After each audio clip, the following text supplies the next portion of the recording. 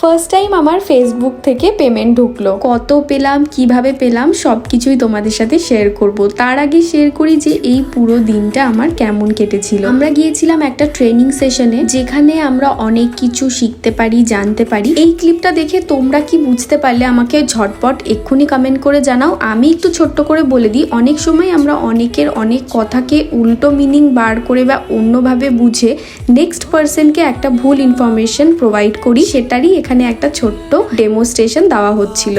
And then lunch সেরে আমরা আমাদের হোটেলে ব্যাক করি, আর আমার কিছু কাজ ছিল সেগুলোকে কমপ্লিট করি। অফিস সেরেই আমি সোজা বেরিয়ে যাই আর চলে যাই এটিএম এ ফেসবুক থেকে ঢোকা আমার ফার্স্ট পেমেন্ট তুলতে। তোমরা অনেকেই ভাবতে পারো যে আমি সোয়েটার কেন পরে আছি। এই ভিডিওটা অনেক দিন আগের, ডিসেম্বর মান্থের। আমি অলমোস্ট ভুলে গেছিলাম এই ভিডিওটা আপলোড করার কথা, বাট তাও ভাবলাম যে তোমাদের সাথে তো এই হ্যাপি মোমেন্টটা শেয়ার করাই যায়। অপু দাদার জন্য শপিং সেরে আমি চলে আসি রুমে, আর এসেই দেখি নাইকা থেকে অর্ডার করা আমার পার্সেলটাও চলে এসছে।